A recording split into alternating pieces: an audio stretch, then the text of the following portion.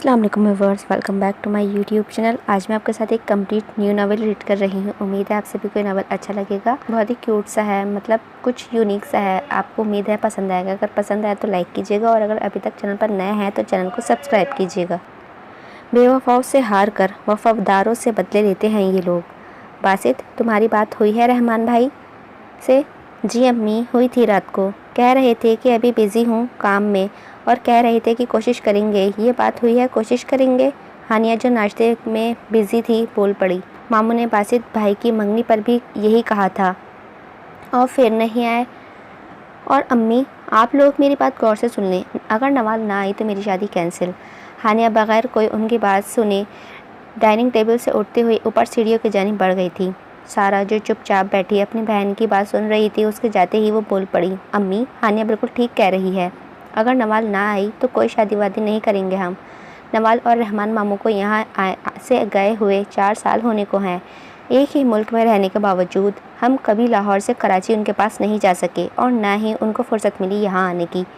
सारा भी हानिया के साथ देते हुए बोली थी और वहाँ से उठ गई। बासित, कुछ करो, नवाल का आना बहुत ज़रूरी है। मैं भी अपनी भतीजी और भाई से मिलना चाहती हूँ। सादिया बेगम की आंखों में से आंसू तैर गए थे। अम्मी, क्या हो गया है आपको? बासित माँ का हाथ पकड़ते हुए बोला था। अम्मी, मेरे मामू से बात हुई थी। उन्होंने कहा था कि वो ठीक मेहंदी की रात पहुँच जाएंगे और अगर पहले आते हैं तो फिर उनको दोबारा वापस जाना पड़ेगा।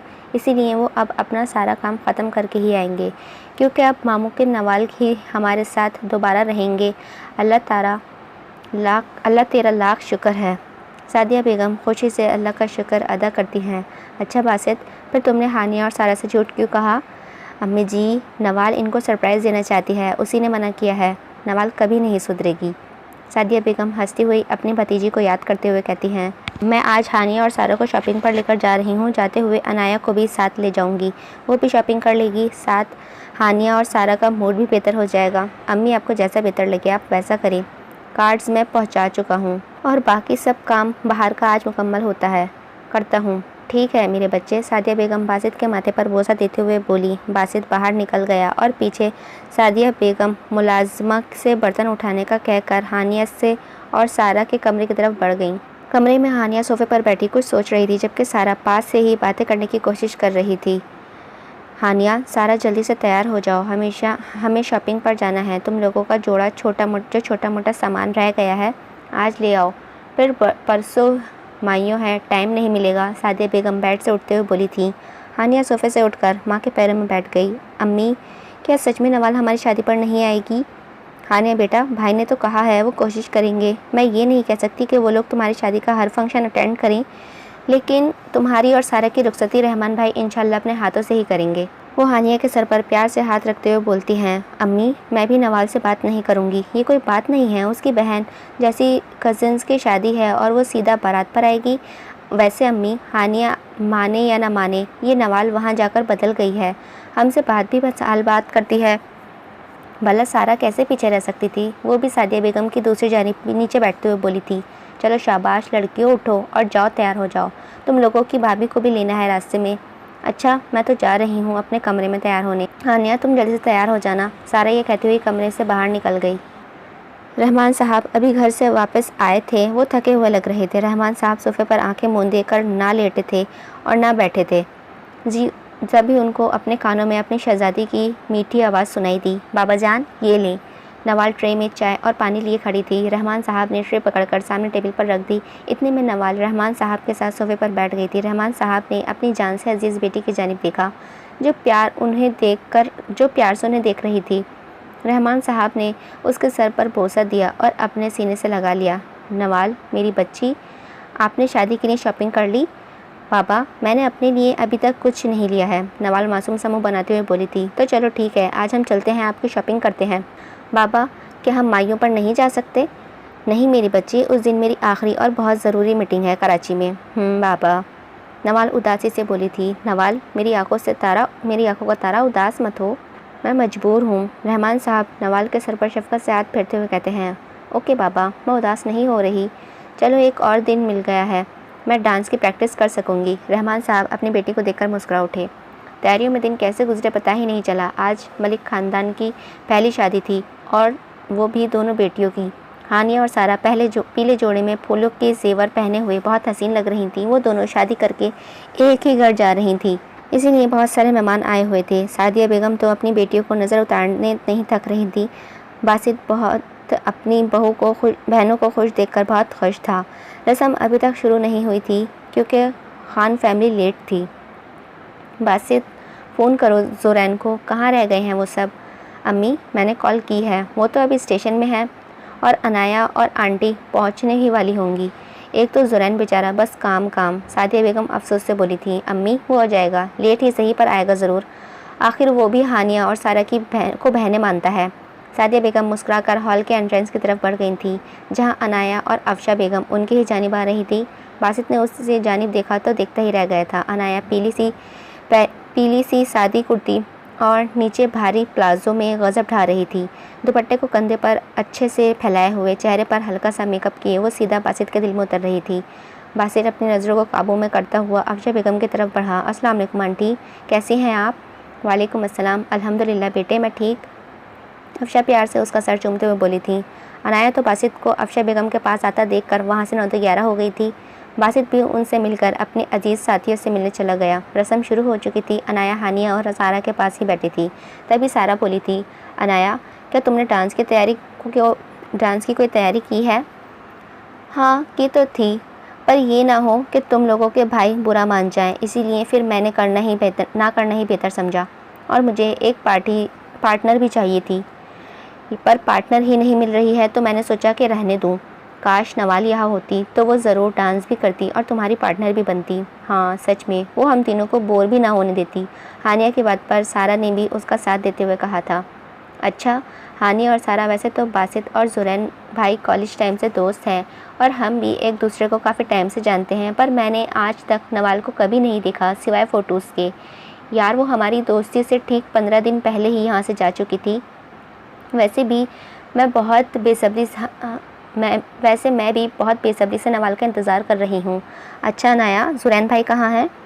वो किसी केस में बिज़ी थे। अब बहनों से ज़्यादा केस ज़रूरी हो गए हैं उनको। हानिया मुँह फुलाकर कहती है। हमारी फ़िक्र किसी को नहीं है, सारा भी बोलती है।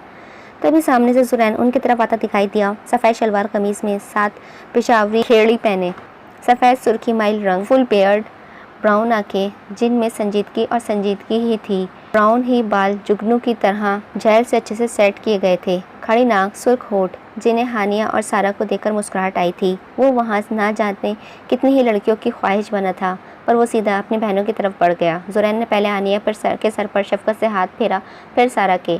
मेरी आज दोनों प्रिंसेस तो बहुत प्यारी लग रही हैं। भाई आप लेट आए हैं, सारा ने नाराज़गी जताते हुए कहा था। तुम लोगों का भाई मसरूफ़ था ना?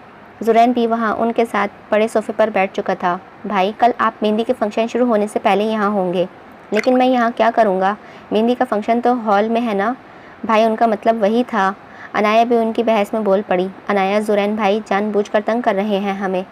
हानिया ज़ुरैन का मकसद समझते हुए बोली थी। हानिया की बात पर ज़ुरैन का कहका हवा में गूंजा था और वहाँ मौजूद लड़कियों उस शख्स को अपना दिल दे बैठी थी। हल्का फुल्का डांस हुआ और फिर फंक्शन रात को 2 बजे एहतमाम पर पहुंचा था। आज मेहंदी थी और मलिक हाउस में चहल पहल थी। कहीं बच्चे खेल रहे थे तो कहीं औरतें अपनी महफिल लगाकर बैठी हुई थी। बासित को चाय की तलब महसूस हुई तो किचन के जाने बढ़ा, ये सोचकर कि किसी मुलाजिमा को चाय बनाने का कहता हूँ, पर किचन में अनाया को देखकर उसकी तरफ बढ़ा। अनाया खान। अनाया अपना नाम सुनकर पीछे को मुड़ी और अपने सामने बासित को देखकर थोड़ा पीछे को हुई। जी, ये क्या मुझे एक कप चाय मिल सकती है? जी, मैं अभी बना देती हूँ। अनाया थोड़ा अटक कर बोल रही थी। वैसे ये तुम मेरे सामने अटक कर क्यों बोलती हो? ऐसे तो बहुत तेज़ ज़बान चलती है। बासित किचन में ही पड़े कुर्सी पर बैठते हुए बोला था। ऐसा कुछ नहीं है, मैं आपके लिए चाय बना देती हूँ। बासित की नज़रों से कंफ्यूज होते हुए बोली थी। अनाया जल्दी से बोलती हुई चाय बनाने लगी। अनाया मुसलसल अपने ऊपर बासित की नज़रें महसूस कर रही थी। उसने चाय 1 मिनट में बनाकर बासित के आगे की थी। वाह होने वाली बेगम, आप तो झटपट काम करती हैं। बासित चाय पकड़कर शरारत से बोलता हुआ किचन से बाहर निकल गया था। पीछे अनाया ने अपना रुका हुआ सांस बहाल किया और सैंडविच उठाकर हानिया के कमरे की तरफ भाग गई, जिससे फिर से बासित ना आ जाए कहीं। 4 घंटे बाद अनाया नारंगी रंग की पाँव को चौथी फ्रॉक और साथ ही नारंगी उसी रंग के कुर्ते पहने हुए थे। खूबसूरती से खूबसूरती से मेकअप किए बालों को चुटिया बनाकर आगे को करके वो हसीन लग रही थी। हानिया और सारा को देखकर उनके कमरे में गई तो वो उनको देखती रह गई थी।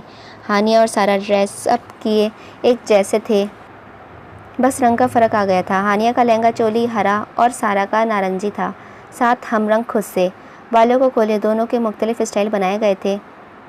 सलीके से सर पर दुपट्टा सेट किए वो बहुत प्यारी लग रही थी। वाह भाई, हन्नान भाई और सिनान भाई कहीं बेहोशी ना हो जाए और तुम्हें देखकर कहीं बासित भाई, सारा पतला लेते हुए बोली थी, जबकि हानिया हन्नान का नाम सुनते ही उसके चेहरे पर हया के रंग छूट गए थे।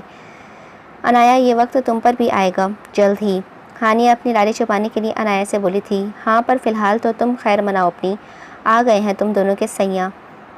अनाया, बस अब तंग नहीं कर रहा हानिया को। ओह, तो तुम खुश हो रही हो सिनान भाई के नाम पर? अनाया, खबरदार जो अब तुमने कुछ उल्टा बोला तो, सारा शर्माते हुए बोली थी। तो क्या कर लोगी मिसेस सिनान अहमद? हानिया, उसको मना करो, सारा छोटे बच्चों की तरह चिढ़ते हुए बोली थी। तभी हानिया रोने लगी। हानिया, क्या हुआ?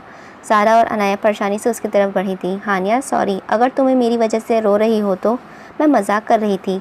अनाया, ये तुम्हारी बात की वजह से नहीं रो रही है तो क्या हुआ है? अनाया परेशानी से सारा को देखते हुए बोली थी। सारा अनाया को बिना जवाब दिए हानिया की तरफ मुतवज्जह हुई। हानिया, वो आ जाएगी, कल तुम खूब उसको पकड़ कर मारना, मैं भी उसका कीमा बना दूंगी तुम्हारे साथ। यार, एक कॉल तो कर ही सकती थी ना, वो बिल्कुल भी भूल गई है मुझे, तुम्हें, हम सबको। हानिया, पागल मत बनो, मेकअप सारा ख़राब हो रहा है। अनाया टिश्यू पेपर से उसका चेहरा साफ करते हुए बोली थी। तभी अंदर अफशा बेगम आई। क्या हुआ हानिया, बच्चे क्यों रो रही हो? अफशा बेगम परेशानी से उसकी तरफ बढ़ी थी। कुछ नहीं आंटी, बस नवाल को याद कर रही थी। नवाल का नाम तो तब से सुन रखा था तब जब से अहमद फैमिली से, पर देखा नवाल को किसी ने ना था। हानिया, तुम क्यों रो रही हो? आ जाएगी वो कल, फिर खूब अपनी नाराज़गी का इजहार करना।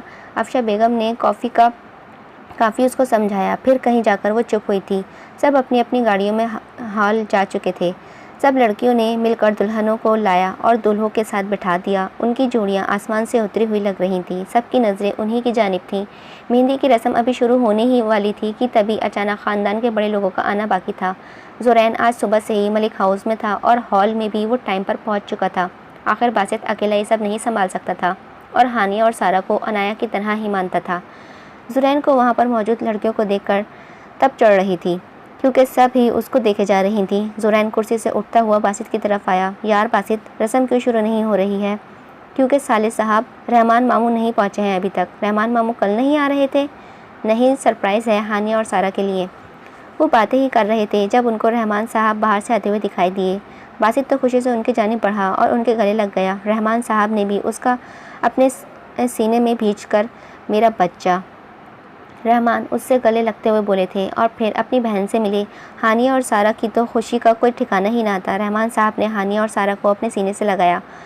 हन्नान और सिनान भी खुशी से रहमान साहब के गले मिले। फिर रहमान साहब ने अनाया की जानिब देखा। ये हमारे बासित की दुल्हन है ना?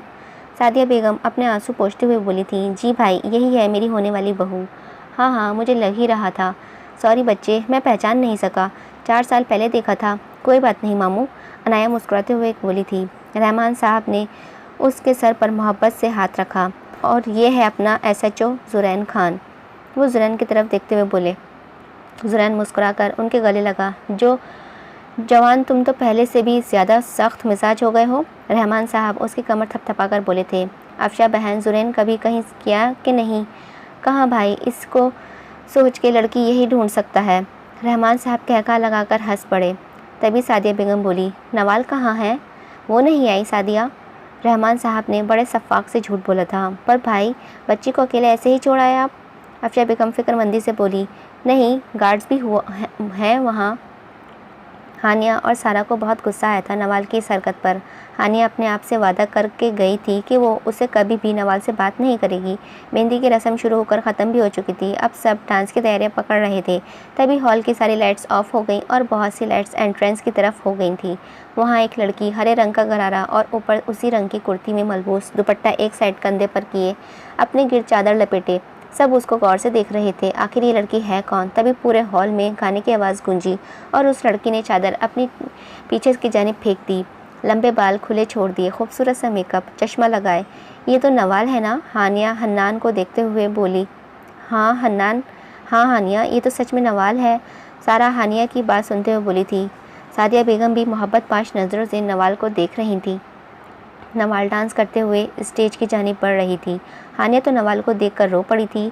नवाल डांस के ही दौरान सबसे मिली थी। सारा तो स्टेज से नीचे आकर नवाल से मिली थी। नवाल हानिया और सारा का हाथ पकड़े डांस फ्लोर पर लाई। तुम लोगों को याद है ना, हमने कहा था कि हम में से जिसकी भी पहले शादी हुई इस गाने पर डांस करेंगे। हानिया और सारा हाँ में सर हिला गई। फिर क्या था, नवाल और नवाल की जान से अजीज़ बहनों ने फ्लोर पर धूम मचा दी। अनाया को नवाल छोटी सी बहुत प्यारी लगी थी। गाना जैसे ही ख़त्म हुआ नवाल हानिया के गले लगी थी। हानिया, तुम बहुत ही हसीन लग रही हो। नवाल उससे अलग होकर उसके सर को तब पैर देखकर बोली थी। तुम भी मेरी जान बहुत खूबसूरत लग रही हो। तुम दोनों बस ऐसे ही एक दूसरे की तारीफ़ें करती रहोगी। सारा मसनूई गुस्से से बोली थी। नहीं, हम तुम्हारी भी झूठी तारीफ़ें कर देते हैं। नवाल शरारत से बोली थी। नवाल की बच्ची।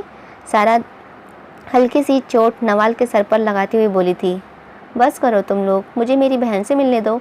बासित नवाल के सर पर शफकत से हाथ रखते हुए बोला था। नवाल बासित के सीने से जा लगी। भाई मेरी चंदा, वैसे सरप्राइज़ अच्छा दिया है तुमने हम सबको। तभी नवाल बोली, भाई मेरी भाभी कौन सी है। सारा और हानिया को अपनी अपनी जगह पर दोबारा बैठा दिया गया। तुम्हारी भाभी वो रही, बासित ने अनाया के जानिब इशारा करते हुए कहा, जो पहले ही मोहब्बत से नवाल को देख रही थी। नवाल सीधा अनाया के पास ही गई। तो आप हैं मेरी होने वाली भाभी। नवाल ये कहते ही अनाया से मिली। खैर, मेरा नाम तो सुना ही होगा आपने, और आज देख भी लिया। बिल्कुल, मैं जितना सोचा था तुम उससे भी ज़्यादा प्यारी और अच्छी हो, और आप भी बहुत हसीन हैं अनाया। वैसे अगर आप बुरा ना माने तो मैं आपको नाम से बुला सकती हूँ ना। बिल्कुल, तुम मुझसे भी बुला सकती, तुम नाम से भी बुला सकती हो, और मुझे तुम भी कह सकती हो। नवाल खुशी से एक बार फिर से अनाया के गले मिलकर शुक्रिया अनाया। तभी उनके पास सादिया बेगम और अफशा बेगम आ गईं। नवाल बच्चे, ये हैं अनाया की अम्मी, और अफशा ये मेरी भांजी। अफशा खुशी से नवाल को अपने गले लगा गईं। बहुत प्यारी हो माशाअल्लाह। आप भी बहुत हसीन हैं आंटी। नवाल शरारत से उनके गाल को छूकर बोली थी। बहुत शरारती हो नवाल बच्चे आप। अफशा हंस कर बोली तो सादिया भी हंस पड़ी। मैं अब वापस आ गई हूँ ना, देखिएगा सबको फिर से पहले जैसा कर दूंगी। नवाल सादिया बेगम के सीने से लगती हुई बोली। नवाल की अपनी माँ तो इस दुनिया से लाते ही खुद चल बसी थी। उसको सादिया बेगम ने ही पाला था। सादिया बेगम सारा 2 साल की थी जब बासित के वालिद इस दुनिया से चल बसे थे। फिर सादिया बेगम मलिक हाउस ही आ गई थी अपने भाई भाभी के पास। रहमान साहब को अल्लाह ने शादी के 10 साल बाद नवाल के रूप में रहमत से नवाजा था, पर इस रहमत के मिलते ही अपनी बीवी को खो बैठे। नवाल सारा से 4 साल छोटी थी और हानिया से 6 साल, पर वो सब ऐसे एक दूसरे से बात करती थी जैसे हम उम्र हो। अनाया, तुमने कोई डांस किया। अनाया जो मुस्कुराकर सादिया बेगम को देख रही थी नवाल की बात पर बोली थी। सोचा तो था पर कोई डांस पार्टनर नहीं मिली, तो सोचा रहने दूँ। ऐसा कैसे रहने दूँ, मैं हूँ ना। नवाल के होते हुए तुम्हें किसी की ज़रूरत नहीं। पर नवाल, तुम बगैर प्रैक्टिस के कैसे। अनाया परेशानी से बोली थी। नवाल, रहमान को प्रैक्टिस की ज़रूरत नहीं। वो शरारत से बालों को एक अदा से झटका देते हुए बोली थी।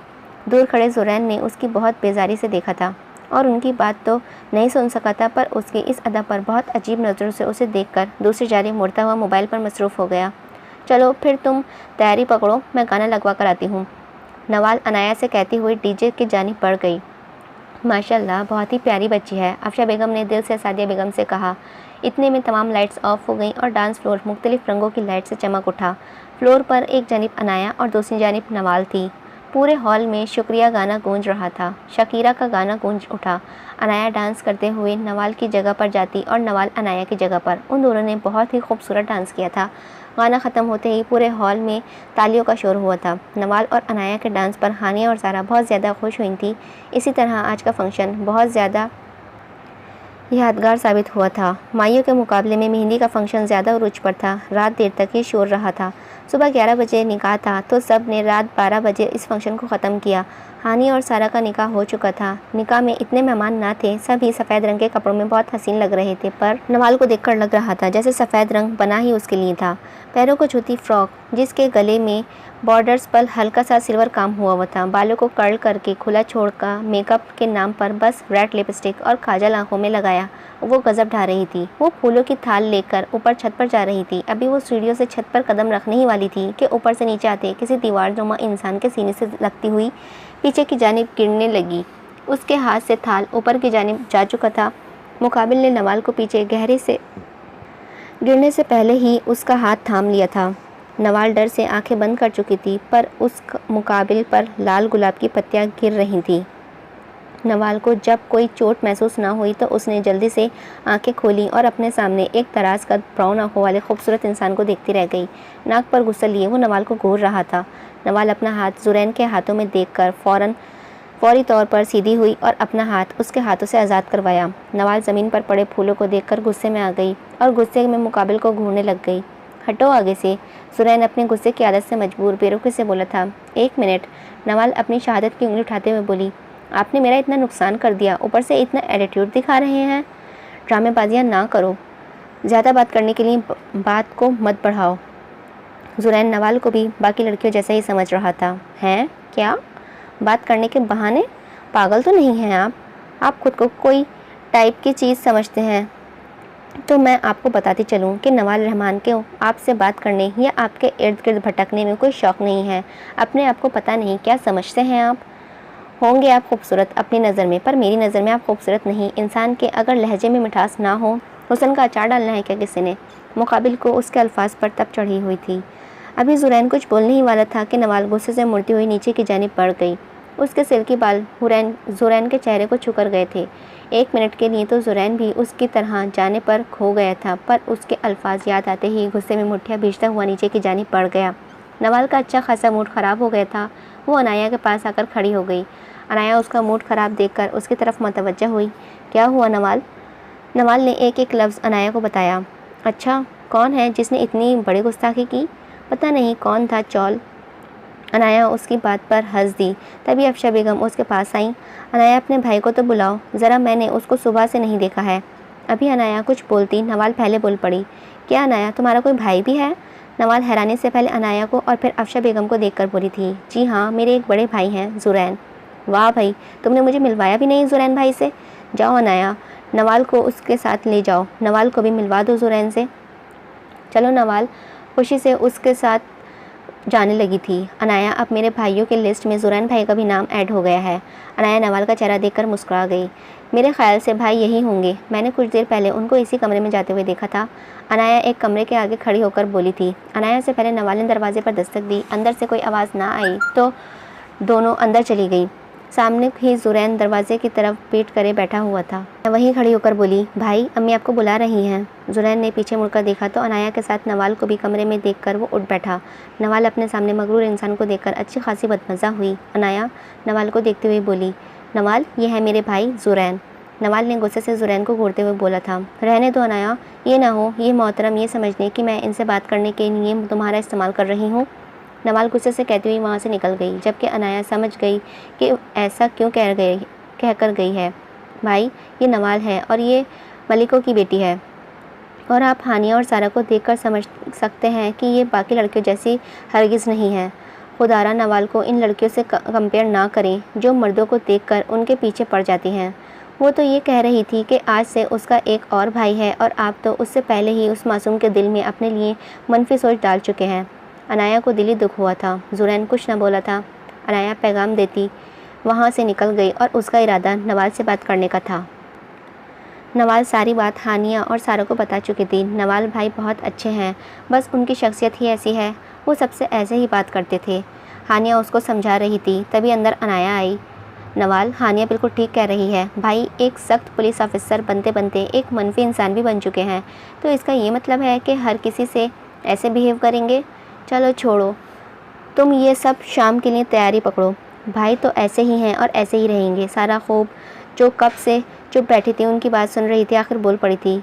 नहीं सारा, देखना तुम ये जो कुछ लोग शादी से पहले नखरे करते हैं ना, शादी के बाद यही बीवी से डरते हैं। नवाल की बात पर वो तीनों हंस दी थी। शादी करेंगे तभी तो मुमकिन है। अनाया बहुत आज से बोली थी, नवाल रहमान की दुआ है कि तुम्हारे भाई को बहुत ही खौफनाक चुड़ैल किस्म की बीवी मिले। उसकी इस बात पर उन तीनों को कहकर हवा के सुपुर्द हुआ था और उन सब ने आमीन भी कहा था। फिर अनाया और नवाल ने हानिया के साथ और सारा की तैयार होने में मदद की और हानिया और सारा की नंदे जैसे ही कमरे में आईं तो वो दोनों भी तैयार होने चली गई थी। नवाल और अनाया लेट हो गई थी। पहले नवाल ने अनाया की तैयारी होने में हेल्प की और फिर अनाया ने नवाल की। अनाया हल्के पर्पल रंग की शर्ट फ्रॉक में मलबूस बालों का जोड़ा बनाए बहुत मैचिंग ज्वेलरी में खूबसूरत लग रही थी।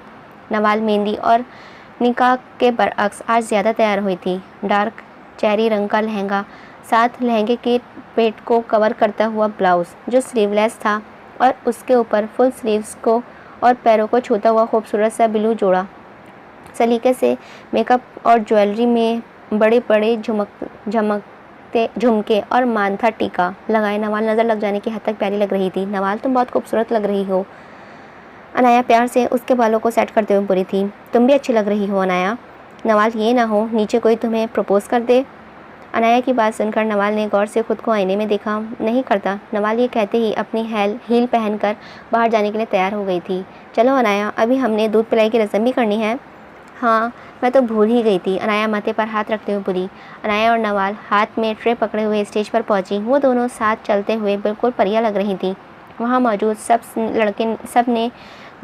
बहुत से लड़के ने नवाल की खूबसूरती में खो गए थे, पर नवाल को क्या लेना देना था उनसे।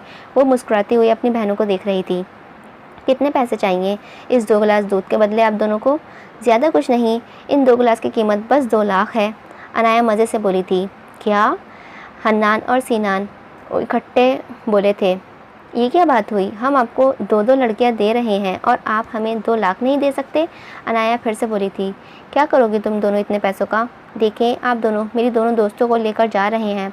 हमें उनकी याद आएगी तो हम उन पैसों से पार्टी करेंगे उनकी याद को कम करने के लिए। अब की बार नवाल बोली थी। इसकी बात पर वहाँ मौजूद सबने कहा लगाया। बस ठीक है, बच्चों को उनकी मुँह मांगी कीमत मिलेगी। हन्नान और सीनान के वालिद अपनी जेब से पैसे निकालते हुए बोले थे। पैसे लेते ही नवाल और अनाया ने उनको शुक्रिया कहा और दूध का गिलास हन्नान और सीनान को पकड़ाए। चल मेरी शहज़ादी, अपना काम तो हो गया। नवाल दूध की खाली गिलास पकड़ते हुए बोली थी। नवाल टेबल पर अकेली बैठी मोबाइल में पिक्स देख रही थी जब एक तेज़ 24 साल नौजवान उसके टेबल के सामने वाली कुर्सी पर बैठ गया। ठीक उसी टेबल के साथ वाली टेबल पर ज़ुरैन भी अपने ध्यान में बैठ गया था। नवाल ने उसके नौजवान की जानिब देखा जो देखने में अच्छा खासा खूबसूरत था, जो नवाल को ही देख रहा था। जी, मैंने आपको पहचाना नहीं। नवाल, राइट? जी, नवाल ही हूँ मैं साद हुसैन। वो अपना हाथ आगे करते हुए बोला था। नवाल उसकी बेबाकी पर हैरान थी। नवाल उसका हाथ इग्नोर करते हुए बोली। आप साद हो या रफ़ीक, मेरा आपसे कोई लेना देना नहीं, लिहाजा आप हमारे मेहमान हैं तो प्लीज़ मेहमान बनकर रहें। साद उसकी बदतमीज़ी को इग्नोर करते हुए बोला। मैं तो बस तुमसे बात करना चाहता था। चलो ठीक है भाई, ये शादी हो जाए फिर आप हमारे घर आते जाते रहिएगा। फिर आपकी ये बहन अपने बाबा और भाई के सामने बैठकर खूब आपसे बातें करेगी। नवाल आंखों में गुस्सा और होठों पर मुस्कुराहट लिए बोली और वहाँ से उठ गई। साद अपनी इतनी मीठी इंसल्ट पर भी हंसकर वहाँ से उठकर खड़ा हो गया था। ज़ुरैन इस खूबसूरत अप्सरा के हुस्न और उसके अल्फाज को सुनकर हंस दिया। ज़ुरैन को जब अपने होठ मुस्कुराते हुए महसूस हुए तो जल्द ही खुद पर संजीदगी का पर्दा ओढ़ लिया। उसने एक नज़र घूर कर जाते हुए साद को देखा था और अंदर ही अंदर उसका नाम दोहराया, साद हुसैन। रुखसती का शोर उठा था। बासित और ज़ुरैन भाई होने का पूरा फ़र्ज़ अदा कर रहे थे और रहमान साहब ने एक बाप का। हानिया का सारा इतना माँ और भाई के गले लगकर नहीं रोई थी जितना नवाल के गले लगकर रोई थी। नवाल की भी आंखों से आंसू थे।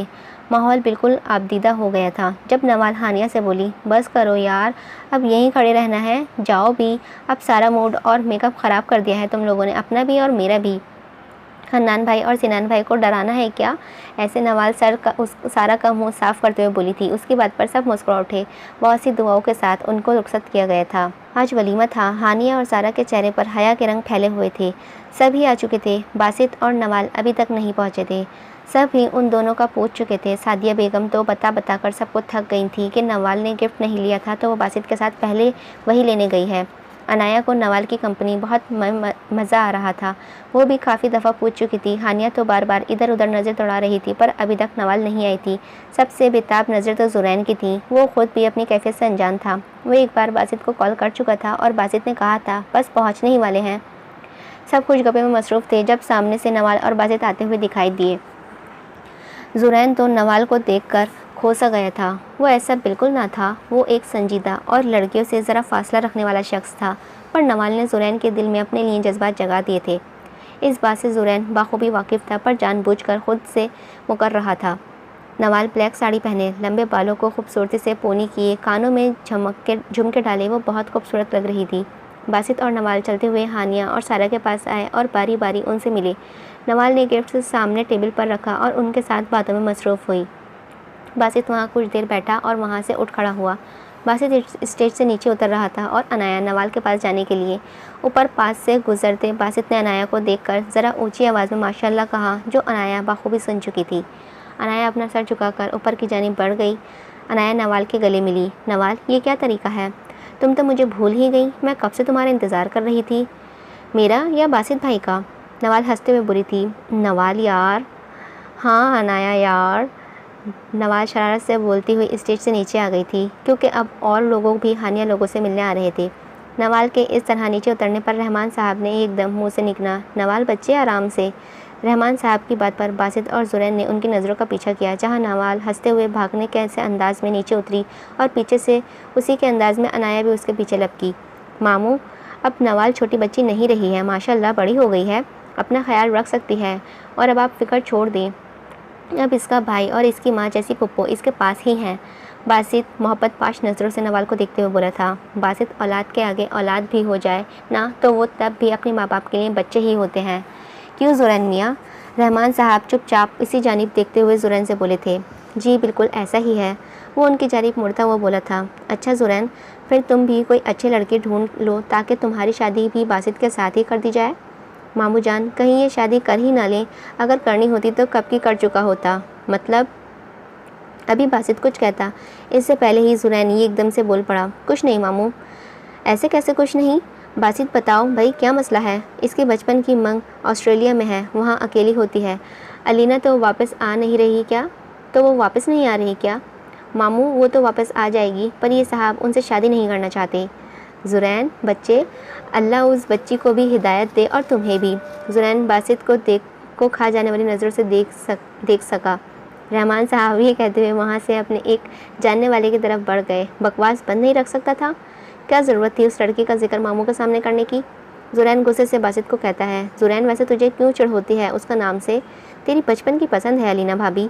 शट अप बासित, मैं उसको कोई हक नहीं देता जिसके बिना पर तो उस औरत को भाभी कहे। मेरी उससे मंगनी तक नहीं हुई है, इसीलिए ये रिश्ता अहम होता तो वो अम्मी के एक बार कहने पर पाकिस्तान आ जाती। जुरैन कुछ ज़्यादा ही गुस्सा कर गया था।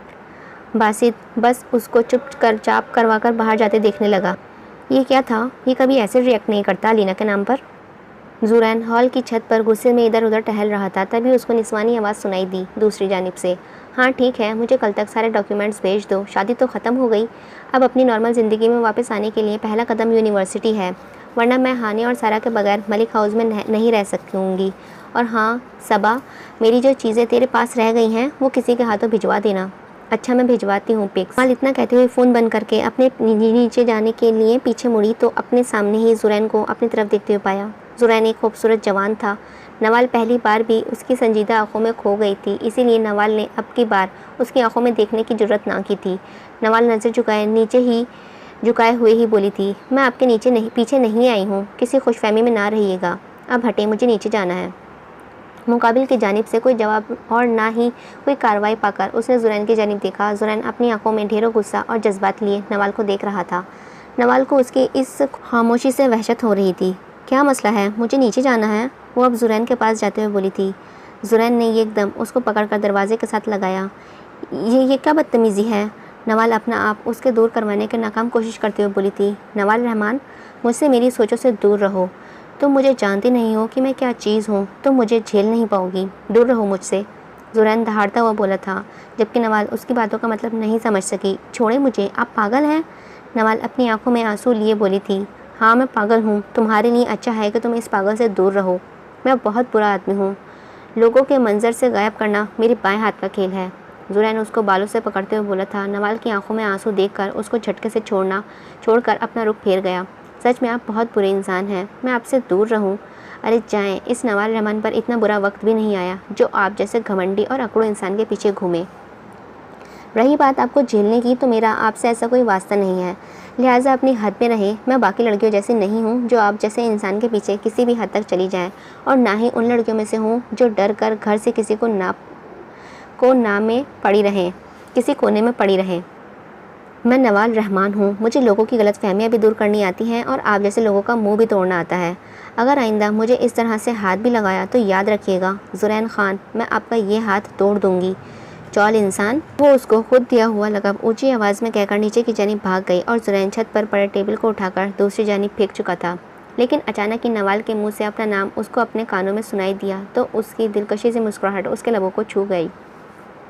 कुछ भी हो जाए नवाल रहमान, मैं तुम्हें नवाल जुरैन खान बनाकर ही छोड़ूंगा। तुम मेरी हो आज से, अभी से। तुम हमेशा के लिए जुरैन खान की हो। उसके लिए मुझे जिस भी हद तक जाना पड़ा मैं जाऊंगा। तुम मुझसे दूर भागना चाहती हो ना? अब देखो, तुम मेरे बगैर एक मिनट भी नहीं रह सकोगी। जुरैन अपने होठों पर मुस्कुराहट सजाकर अपने आप से अहद कर चुका था। एक हफ्ते बाद। इस एक हफ्ते में नवाल की दोबारा मुलाकात जुरैन से नहीं हुई थी। नवाल ने अनाया की ही यूनिवर्सिटी में एडमिशन लिया था और आज उसको यूनिवर्सिटी जाते हुए 3 दिन होने वाले थे। उसको छोड़ने के लिए अलीना लेने की जिम्मेदारी बासित ने ली थी, पर आज बासित ने नवाल को कॉल करके कहा था कि वो अनाया के साथ घर जाए, उसको कोई ज़रूरी काम है। नवाल अनाया के साथ बैठी इंतज़ार कर रही थी जब सामने से जुरैन ब्लैक पैंट और वाइट शर्ट पहने गॉगल्स लगाए बहुत वजीहा लग रहा था। बहुत सी लड़कियां उसको देखते ही रह गई थीं। नवाल को लड़कियों का ऐसे जुरैन को देखना एक आँख नहीं बाया था। फिर दिल ही दिल में सोचने लगी, मुझे क्या, जो मर्जी इस भूत को देखे। जुरैन ने वहीं खड़े होकर उनको आने का इशारा किया। अनाया तो चल पड़ी, मगर नवाल मरे मरे कदम उठाकर अनाया के पीछे चलने लगी। अनाया उसकी चलने की रफ्तार देखकर उसका हाथ थामकर जल्दी जल्दी चलने लगी। गाड़ी के पास जाते हुए अनाया गाड़ी की पिछली जानिब बैठ गई। नवाल भी पिछली जानिब बैठने लगी जब जुरैन मिरर सेट करते हुए बोला था, मैं तुम लोगों का ड्राइवर नहीं हूँ, एक आगे बैठो। नवाल पीछे बैठते हुए बोली, अनाया तुम आगे चली जाओ, ये ना हो लोग फिर से ये सोचने लगे कि मैं उनके साथ बैठने के लिए मरी जा रही हूँ। नवाल बाहर स्टूडेंट्स को देखते हुए बोली थी। अनाया चुपचाप उठकर आगे आ गई, जबकि जुरैन को अपनी पहली मुलाकात याद करके खुद पर गुस्सा आया। नवाल को मुसलसल खुद पर जुरैन की नज़रें महसूस हो रही थी। ये बात अनाया ने भी नोट की थी कि भाई बहुत बार मिरर से नवाल को गुस्से से घूर चुके थे। कुछ ही देर में नवाल घर के बाहर थी। उसने शुक्र का कलमा पढ़ा। नवाल गुस्से से जुरैन पर एक नज़र डालकर बाहर निकली और ज़ोर से गाड़ी का दरवाज़ा बंद किया। अनाया ने भी बेयकीनी से नवाल की पीठ को देखा और फिर अपने भाई को देखा। ये क्या था?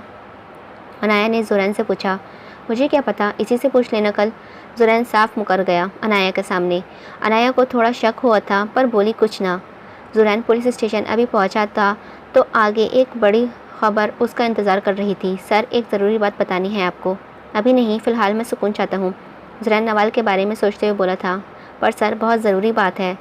समझ नहीं आया इरफान। अभी नहीं। जुरैन गुस्से से टेबल पर हाथ मारते हुए बोला था। सर, सिद्दीकी ने धमकी दी है कि वो आपकी बहन को किडनैप कर लेगा। इरफान जल्दी से एक ही सांस में बोला था। जुरैन एकदम गुस्से से उठ खड़ा हुआ और फ़ोन निकालकर नंबर डायल करके फ़ोन से लग गया। सिद्दीकी तो ज़िंदा बचेगा तो ही किडनैप करेगा ना, कमीने। जुरैन के समातों से उसका कहकहा गूंजा। पुलिस अफसर, इतने बड़े बोल ना बोल कि बाद में मेरे सामने भीख मांगनी पड़े। कान खोलकर सुन ले, अगर तूने मेरी फैमिली में से किसी को भी नुकसान पहुंचाया तो तुझे ज़िंदा ज़मीन में गाड़ दूंगा। ये तो वक्त ही बताएगा। सिद्दीकी ये कहते ही कॉल काट गया, जबकि जुरैन कॉल बंद होते ही मोबाइल सामने दीवार पर मार चुका था। इरफान जुरैन का सही सबसे वफादार सिपाही था। उम्र में इरफान जुरैन से थोड़ा बड़ा और 2 बच्चों का बाप था। इरफान, अनाया की सिक्योरिटी का इंतज़ाम करो। अनाया को खुद भी ना पता चले इस बारे में, और सिद्दीकी का भी कोई इंतज़ाम करने के लिए कुछ करो। ओके सर, इरफान ताबेदारी से बोला था। नवाल ने सारा और हानिया की बात करके मोबाइल रखा और लेटकर छत को घूरने लगी। जुरैन खान, इस आदमी ने कभी मुझसे अच्छे से बात नहीं की, फिर भी मैं इसी में डूबती जा रही हूँ। नवाल खुद से मुखातिब थी। नहीं नवाल, होश की दुनिया में वापस आ। जुरैन तो बिल्कुल चांद और सूरज की मांद हो रहते हैं। एक ही आसमान पर हो पर कभी मिल ना सकोगे। मुझे अपने आप पर काबू पाना होगा। जुरैन खान और नवाल रहमान कभी एक नहीं हो सकते। जुरैन तो मुझसे पहले दिन से ही खार खाता है। वो मुझे कभी अपनी ज़िंदगी में शामिल नहीं करेंगे। वो तो मुझे देखना पसंद नहीं करते।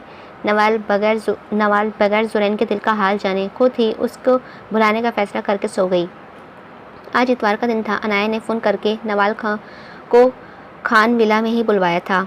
अफशा बेगम ने बहुत सी बातें की थी नवाज के साथ, पर सर में दर्द की वजह से वो मुआवज़त करके कमरे में आराम करने की गर्ज से चली गई थी। जुरैन तो कल रात से ही वापस ना आया था। आज खान विला में बहुत रौनक थी। वजह नवाल थी। अनाया ने उसको पूरा विला दिखाया था। अब दोनों किचन में घुसी हुई थी। अनाया स्पैगेटी बनाने में लगी हुई थी तो नवाल को कुकीज़। दोनों ने मुलाजमों को किचन से बाहर भेज दिया था। खान विला का किचन हमेशा आईने के जैसा चमकता था, पर आज नवाल ने उस किचन में चूहे नचवा दिए थे। दोनों अपने अपने काम में बिजी थीं जब अनाया ने नवाल से कहा, नवी, उसका थोड़ा ध्यान रखो, मैं मोबाइल लेकर आती हूँ। अनाया ये कहते हुए वहाँ से निकल गई थी। पीछे नवाल, जिसको कुकिंग का काफ भी नहीं आता था, खुद को शेफ़ समझकर स्पैगेटी के पूरे जोश से फ्राई पैन से कभी ऊपर करती तो कभी पैन में। तभी ज़ुरैन बाहर से थका हुआ पानी पीने अंदर किचन में दाखिल हुआ। किचन का हुलिया देखकर साफ पता लग रहा था कि आज इसी में कोई अनाड़ी घुसा हुआ है। ज़ुरैन तो फर्श का और शेल्फ का हाथ देखकर सदमे में था जब उसको किचन में अपने अलावा भी एक ज़हरू नज़र आई। सामने नवाल खड़ी पैन और स्पैगेटी के साथ खेलने में मसरूफ़ थी। नवाल अपने ही ध्यान में लगी हुई थी जब अचानक उसकी आंखों में छींट पड़ गई। नवाल ने जल्दी से पैन शेल्फ पर रखा और अपने आंखों पर हाथ रखकर ऊंची ऊंची अनाया को बुलाने लगी। अनाया, तुम्हारी इस चौल स्पैगेटी की सॉस मेरी आंखों में चली गई है। नवाल जल्दी से सिंक की तरफ बढ़ी और आंखों में पानी मारने लगी। उसके बाल बार बार आगे को आ रहे थे। नवाल ने अपने पीछे किसी को साया देखा। उसको लगा कि शायद अनाया है। अनाया, आप वहाँ खड़ी क्या कर रही हो? मेरे बाल ही पीछे कर दो, कैचर में बांध दो। ज़ुरैन उसकी बात पर अमल करते हुए वैसे ही कह कर गया जैसा उसने कहा था। नवाल ज़ुरैन की तरफ मुड़ी। अनाया, मेरी आंखों में बहुत जलन हो रही है। ज़ुरैन उसका चेहरा आराम से पकड़कर उसकी आंखों में फूंक मारी। अनाया, तुम्हारी हाथ मर्दों जैसे क्यों लग रहे हैं? नवाल ज़ुरैन के हाथों को थामते हुए बोली थी। इतने में ज़ुरैन उसकी आंख को चूम गया। अपनी आंखों पर नरम होठों के साथ चुभन महसूस करके नवाल ने जल्दी से आंखें खोली। अपने इतने करीब ज़ुरैन को देखकर नवाल छटपटा गई। आप? अनाया कहाँ गई? नवाल ज़ुरैन की आगे पीछे देखते हुए बोली थी। अनाया तो अब तक यहाँ आई ही नहीं है। ज़ुरैन ये कहता हुआ फ्रिज से पानी की बोतल निकालकर पानी पीने लगा। नवाल को खुद पर बहुत गुस्सा आया। सॉरी, मुझे लगा अनाया है। आप ये हरगिज़ मत सोच लेना कि मैंने ये सब आपको अपने पास लाने के लिए कहा है। नवाल ज़मीन में घूरते हुई बोली। उसको ज़ुरैन से बिल्कुल भी ऐसी तवक्को ना थी। मैंने तो ऐसा कुछ नहीं कहा। ज़ुरैन उसकी बनाई हुई कुकीज़ में से एक को खाते हुए बोला था, मीठा थोड़ा कम है। ज़ुरैन ने नवाल के चेहरे का तवाफ़ करते हुए कहा था। नवाल को आज ज़ुरैन की हालत पर शक हुआ। मिस्टर ज़ुरैन खान, आपकी तबीयत तो ठीक है? पहले आपने मुझे बगैर इजाज़त के हाथ लगाया, फिर मेरी किस की, और अब मेरे बनाए हुए कुकीज़ की तौहीन कर रहे हैं। नवाल अपनी शर्म छुपाने के लिए उससे बहस करने लगी थी। खैर छोड़ें, फिर कहीं ये ना सोच लें कि मैं आपकी नज़रों में आने के लिए आपसे बहस कर रही हूँ। तभी ज़ुरैन गुस्से से उसके जानिब बढ़ा और उसका बाजू दबोचा। मेरी इस बात का पीछा छोड़ दो नवाल रहमान। अगर तुमने मुझे अब इस बात का ताना मारा तो मैं तुम्हारे साथ बहुत बुरा पेश आऊँगा। अभी नवाल कुछ कहती इससे पहले ही अनाया आ गई। भाई, आप आ गए? ज़ुरैन ने अनाया की आवाज़ सुनकर नवाल का बाजू छोड़ा। अनाया, ये क्या हाल बना रखा है किचन का? भाई, बस वो ऐसे ही हो गया, मैं बस साफ़ करवाती हूँ। आज ऐसे जैसे कोई जंगली बिल्ली किचन में नाची हो। ज़ुरैन नवाल की जानिब देखते हुए बोला और वहाँ से निकल गया। एक नंबर के चौल हैं तुम्हारे भाई। मुझे जंगली बिल्ली कहकर गए हैं। खुद क्या हैं? आलू की आंखों वाले, उल्लू की आंखों वाले। नवाज ज़ुरैन के बाहर जाते हुए देखकर ज़ुरैन के शान में कसीदे पड़ने लगी, ये जाने बगैर कि ज़ुरैन बाहर खड़ा सब सुन रहा था। ये सब तो मैं मौका आने पर पूछूंगा कि मैं कौन हूँ, मिस नवाल रहमान। ज़ुरैन उसकी बातों को सुनकर खुद से वादा करता हुआ बोला था, जबकि अनाया नवाल की बातों पर मुश्किल से अपनी हंसी रोक सकी थी। तुम क्या हंस रही हो? अपनी स्पैगेटी संभालो, उनकी वजह से बहुत कुछ सहना पड़ा है आज मुझे। नवाल ने दोपहर को लंच खान विला में ही किया था, फिर उसके बाद ड्राइवर के साथ वापस मलिक हाउस आ गई थी। कैसा गुजरा आज का दिन गुड़िया? शाम की चाय के वक्त वो सादिया बेगम और रहमान साहब के पास बैठी हुई थी जब रहमान साहब ने उससे पूछा था। नवाल की नज़रों के सामने आज किचन के तमाम सीन आ गए। वो जल्द ही अपने आप को कंपोज करते हुए बोली थी, बाबा बहुत मज़ा आया, मैंने और अनाया ने आज कुकिंग भी की थी। वाह क्या बात है। सादिया बेगम उसका सर चूमते हुए बोली थी। सादिया, कुकिंग तो अनाया बेटी ने की होगी, नवाल ने तो बस बेकिंग की होगी। बाबा जो भी है कुछ तो किया ना मैंने, है ना पप्पू जान? बिल्कुल भाई, बेकिंग करना कोई आसान काम है। सादिया बेगम अपनी भांजी का साथ देते हुए बोली थी। रहमान साहब बहन को बेटी का साथ देते हुए हंस दिए। नवाल क्लास लेकर बाहर आई तो अनाया को कॉल मिलाने लगी। अनाया, तुम किस साइड पर हो? मैं रास्ते में हूँ, घर पहुँचने ही वाली हूँ। इतनी जल्दी? हाँ बस ड्राइवर आ गया था। चलो ठीक है, नवाल कहते ही मोबाइल बंद कर गई थी। अनाया और नवाल हमेशा यूनिवर्सिटी से अपने अपने घर के लिए इकट्ठे निकलती थी। नवाल कुछ खाने की गरज से कैंटीन की तरफ बढ़ गई। अभी वो कैंटीन की तरफ जा रही थी जब एक लड़की उसके पास आकर बोली, आप नवाल रहमान हैं? नवाल ने उस लड़की को सर से पाँव तक देखा और कहा, जी मैं ही हूँ, नवाल रहमान हूँ। बोले, क्या काम है आपको मुझसे? मुझे कोई काम नहीं है आपसे, असल में प्रोफेसर हनीफ आपको साइंस लैब में बुला रहे हैं। मुझे? जी आपको। अच्छा ठीक है, मैं जाती हूँ। नवाल बगैर कुछ सोचे समझे साइंस लैब की तरफ बढ़ गई। साइंस लैब का दरवाज़ा खोलते ही वो अंदर दाखिल हुई और वहाँ कोई न था। नवाल को लगा उसके साथ प्रैंक हुआ है। वो गुस्से में मुड़ी और लैब से बाहर जाने लगी। इससे पहले ही किसी ने उसके मुंह पर कपड़ा रख कर उसको होश से बेगाना कर दिया। ड्राइवर नवाल को पूरी यूनिवर्सिटी में ढूंढ चुका था, पर नवाल का यहाँ कोई आता न पता था। आखिर ड्राइवर ने डरते डरते रहमान साहब को फ़ोन किया और नवाल की गुमशुदगी के बारे में बताया। रहमान साहब ये खबर सुनते ही सोफे पर गिरने के अंदाज में बैठ गए थे। सादिया बेगम एकदम रहमान साहब की जानिब दौड़ी। क्या हुआ भाई, खैरियत तो है ना? सादिया, नवाल। क्या हुआ नवाल को भाई? मेरा दिल घबरा रहा है, बोले कुछ। सादिया, नवाल नहीं मिल रही है। क्या? सादिया बेगम को झटका लगा था। भाई सब्र करें, वो वहीं होगी, मैं अभी बासित से कॉल करती हूँ। सादिया बेगम ने खबर बासित तक पहुंचाई तो बासित ऑफिस से जल्दी में यूनिवर्सिटी के लिए निकला था। बासित ने भी पूरी यूनिवर्सिटी छान मारी, पर नवाल का कहीं कोई सुराख ना मिला। बासित ने जल्दी से अनाया का नंबर डायल किया। अनाया ने कॉल उठाई तो बासित जल्दी से बोला, नवाल कहाँ है? बासित, मुझे नहीं पता, मैं आज जल्दी घर आ गई थी।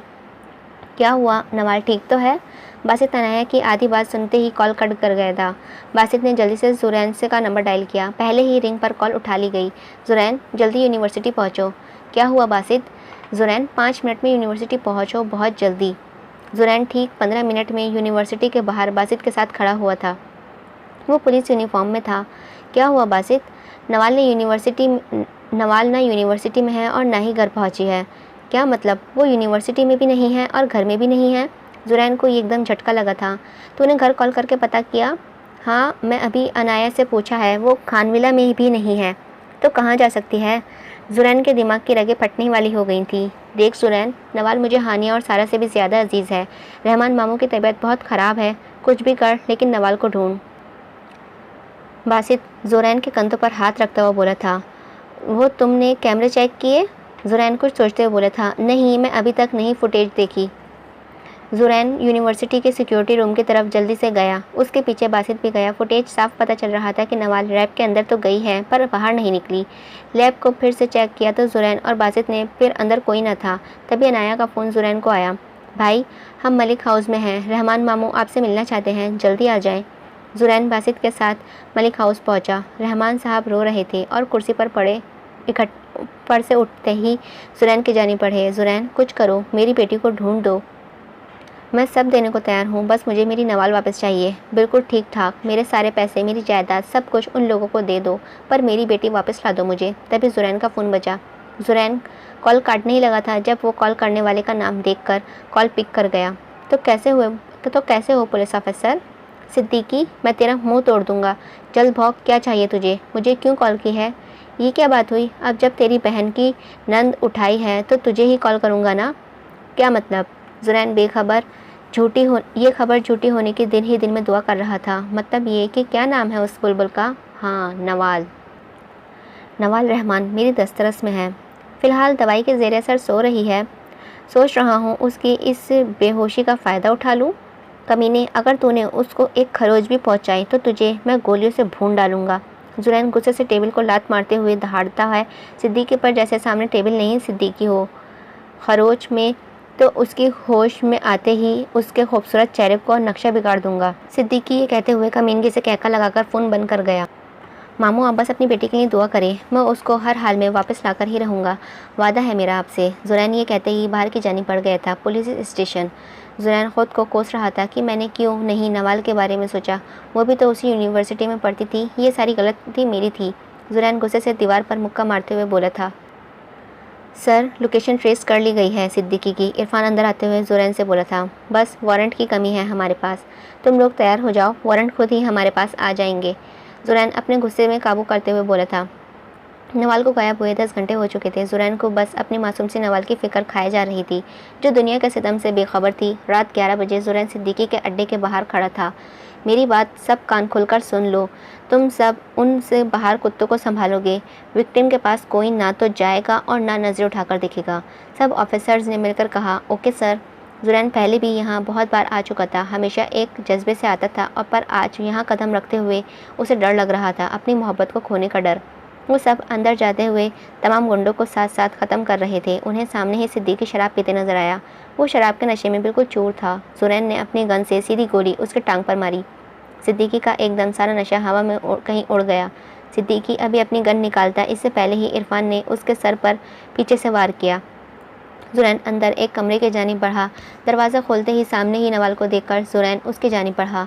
वहाँ नवाल बेहोशी की हालत में कुर्सी पर बेरहमी से बंधी हुई थी। जुरैन ने पहले उसके पैर रस्सी से आज़ाद करवाए, फिर हाथ, फिर अपने हाथों से उसके चेहरे से बाल हटाए। नवाल को होश में लाने के लिए पास पड़ा पानी का चंद बूंदें उसके मुंह पर मारी। नवाल अपने चेहरे पर ठंडा पानी महसूस करके हड़बड़ा उठी। नहीं, मत मारो मुझे, मैं तुम लोगों को जानती भी नहीं। नवाल आंखें बंद किए ही बोले जा रही थी। जुरैन ने उसको होश में लाने के लिए उसको कंधों से पकड़कर झिंझोड़ा। नवाल, मैं जुरैन, आंखें खोलो, कोई नहीं मारेगा तुम्हें। नवाल ने अपनी सी आवाज़ सुनकर आंखें खोली। अपने सामने जुरैन को देखकर उसके गले लगकर फूट फूट कर रोने लगी। नवाल, अब मैं आ गया हूँ ना तुम्हारे पास, अब कुछ नहीं होगा। जुरैन उसके सर पर हाथ फेरते हुए बोला था। नवाल कितने ही पल उसके सीने से लगी रोती रही। जुरैन उसके अपने से अलग करता हुआ नवाल का चेहरा ऊपर करते हुए बोला, इन लोगों ने कुछ किया तो नहीं ना? किया ना, ये देखें। नवाल मासूमियत से अपना सूजा हुआ गाल जुरैन के आगे करते हुए बोली थी, जहाँ थप्पड़ों के निशान थे, और उन लोगों ने मेरे बाल भी बहुत ज़ोर से खींचे थे। जुरैन ने दिन ही दिन में अपने रब का शुक्र किया था। जुरैन उसके सूजे हुए गाल पर अपने हाथों को छूकर अपने होंठ उसके जख्म पर रख गया था। नवाल जो रो रही थी उसकी इस हरकत पर अंदर तक काँप गई। तुम्हें जख्म देने वालों को जिंदा रहने का कोई हक नहीं। जुरैन गुस्से से उठता हुआ बाहर निकला। नवाल भी उसके पीछे बाहर निकली। जुरैन ने बाहर आते ही सिद्दीकी का मुंह मुक्के पर मारना शुरू कर दिया था। तेरी हिम्मत भी कैसे हुई इस पर हाथ उठाने की? तू ऐसे बाज नहीं आएगा, तेरा आपका बंदोबस्त करना पड़ेगा, पक्का बंदोबस्त करना पड़ेगा। अपनी गन बाहर निकालते हुए बोला था। सर, आप ऐसा नहीं कर सकते हैं, हमारे पास वारंट नहीं है। जुरैन इरफान की बात एक कान से सुनते हुए दूसरे कान से निकालते हुए ट्रिगर दबाता गोली चला गया। गोली सीधी सिद्दीकी के सर से आर पार हो गई और सिद्दीकी का ज़मीन पर बेजान वजूद रह गया। नवाल के मुंह से हल्के सी चीख निकली थी, जिसका गला वो अपने हाथों की मदद से घोट गई। जुरैन ने नज़र उठाकर नवाल की जानिब देखा, जो ज़मीन पर पड़ी सिद्दीकी की लाश को देख रही थी। जुरैन आराम से चलता हुआ उसके पास आया और नवाल का दुपट्टा सीधा करते उसका चेहरा छुपा गया और अपने साथ साथ लेकर बाहर निकल गया, जहां पहले से मौजूद मीडिया जुरैन खान के मुंतज़िर थी। मगर जुरैन ने पहले ही नवाल को मीडिया की नज़र में आने से पहले ही सही सलामत इज्जत के साथ मलिक हाउस पहुंचाना था। नवाल को बासित के सुपुर्द करते ही जुरैन अपना फैला हुआ रायता समेटने चला गया। बासित नवाल को सही सलामत देखकर नवाल को अपने सीने से लगा गया था। मेरी बहन, शुक्र है तुम ठीक हो। बासित उसके सर पर बोसा देते हुए बोला। बासित नवाल को मलिक हाउस ले गया। मलिक हाउस पहुंचते ही नवाल रहमान साहब के गले लगकर बहुत रोई। सब ने नवाल को देखकर अल्लाह का शुक्र अदा किया था। अनाया तो नवाल से अलग ही नहीं हो रही थी। अनाया नवाल को उसके कमरे तक ले गई। नवाल, जाओ तुम नहाकर कपड़े बदल लो, मैं यहीं हूँ। अनाया नवाल को पहले रंग का जोड़ा थमाते हुए बोली थी। नवाल कपड़े लेते ही फ्रेश होने चली गई। अनाया नवाल के ही कमरे में बैठकर उसके बुक उठाकर देखने लगी। तभी थोड़ी देर के बाद नवाल बाहर आई और आईने के सामने खड़ी होकर अपने गाल पर हाथ रखकर हल्का सा मुस्कुराई। नवाल को जुरैन के साथ गुजरे लम्हे याद आए थे। तभी अनाया बोली, नवाल पागल तो नहीं हो गई हो तुम? थप्पड़ के निशान को देखकर मुस्कुरा रही हो? अनाया उसको मुश्किल नज़रों से देखते हुए बोली थी। नवाल एकदम ख्यालों की दुनिया से बाहर आई। मैं बिल्कुल ठीक हूँ। नवाल अपने बालों को टॉवल से आज़ाद करते हुए बोली। पर लग नहीं रहा। अनाया उसकी तरफ आते हुए बोली थी। तुम ज़्यादा सोच रही हो अनाया। अनाया, हानिया और सारा को तो नहीं बताया? नवाल बात को बदलते हुए बोल पड़ी। नहीं, हानिया और सारा आज हनीमून के लिए नारान कागान जा चुकी हैं। अच्छा किया उन्हें नहीं बताया, ख्वाह वो भी परेशान हो जाती। नवाल अनाया की जानिब मुड़ते हुए बोली थी। अनाया ने उसका चेहरा पढ़ना चाहा। नवाल, तुम किडनैप हो गई थी? हाँ तो? नवाल नासमझी से अनाया को देखने लगी। तो ये कि तुम परेशान क्यों नहीं हो? तुम इतनी बड़ी मुसीबत से बची हो और उसके बावजूद भी तुम्हारे चेहरे पर मुस्कुराहट है। अनाया, अगर मेरी किडनैपिंग ना होती तो मुझे कैसे पता चलता कि मेरे अपने मुझे कितना चाहते हैं? नवाल अपने चेहरों पर दिलकश से मुस्कुराहट लाकर बोली थी। अपने या जुरैन भाई? अनाया ने मुस्कुराकर कहा था। नवाल अपनी चोरी पकड़े जाने पर हड़बड़ा गई। नहीं तो मेरा क्या लेना देना तुम्हारे भाई से? अच्छा तो फिर इतना अटक क्यों रही हो? अनाया ने भी आज कसम खा रखी थी नवाल से सच उकलवाने की। अनाया चुप हो जाओ। नवाल अपने हाथों से उंगलियां मरोड़ते हुए बोली थी। मतलब अभी तुम कुछ बताना नहीं चाहती? अनाया को उसकी हालत पर तरस आ गया।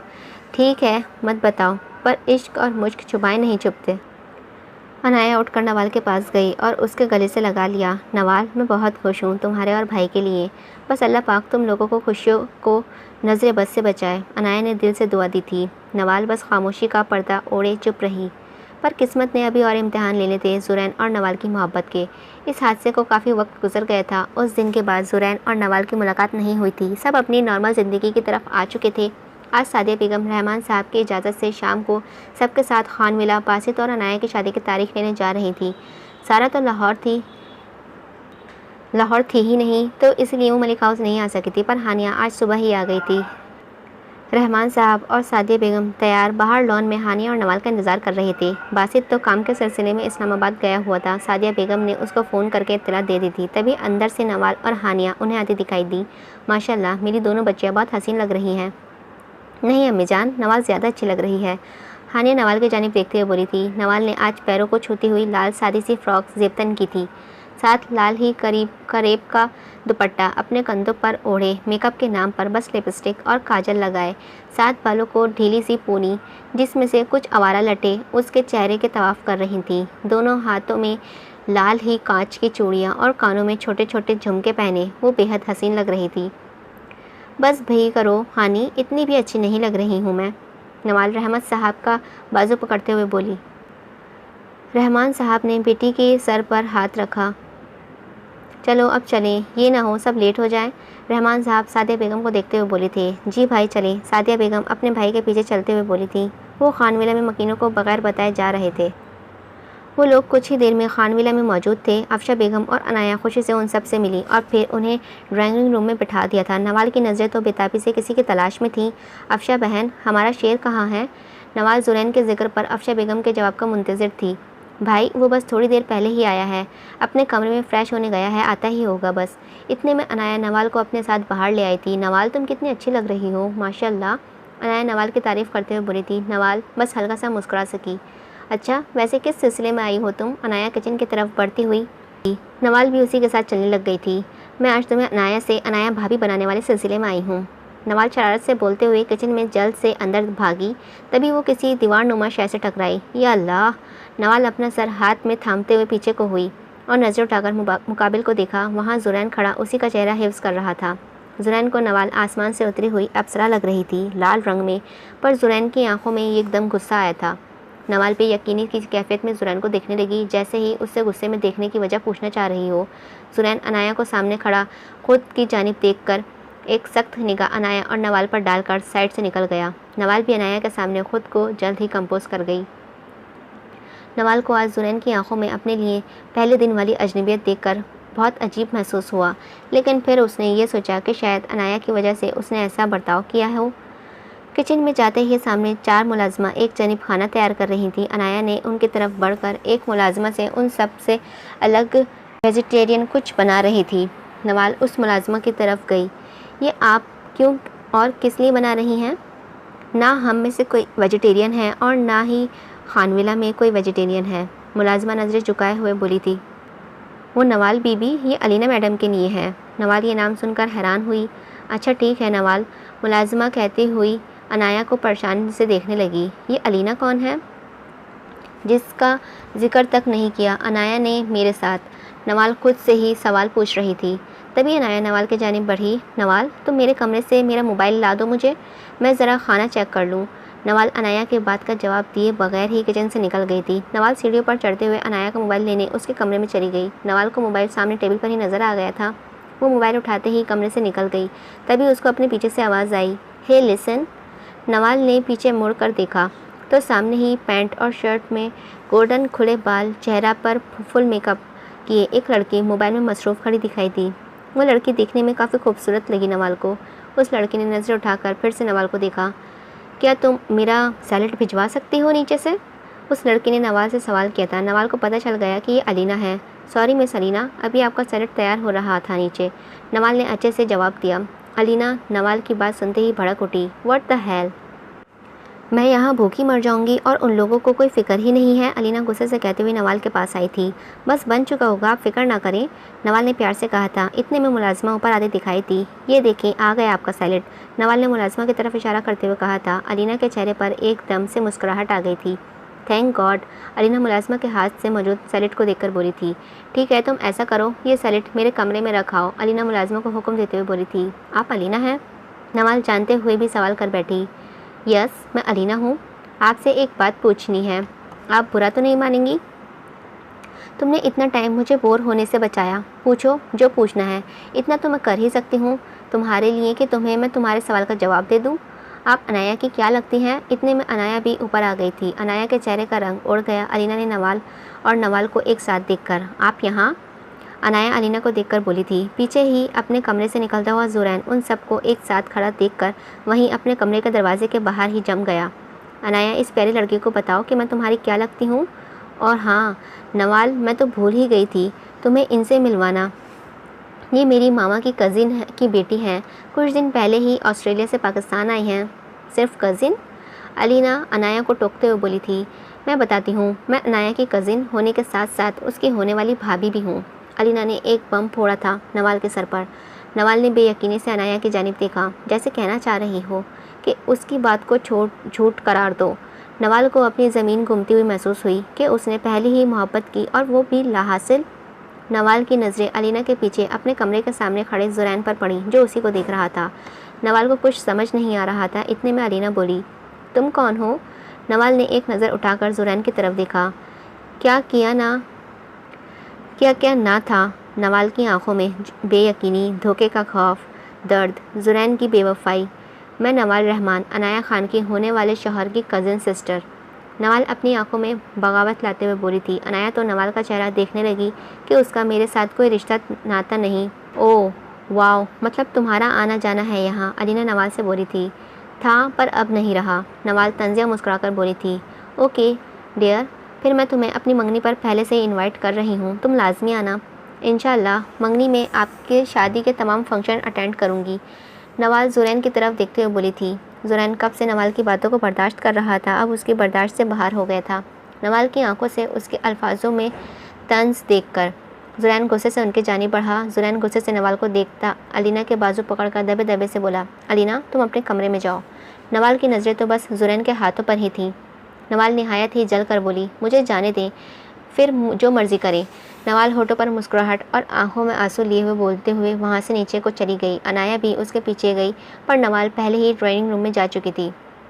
नवाल को अपने सर में एक दर्द की लहर महसूस हो रही थी।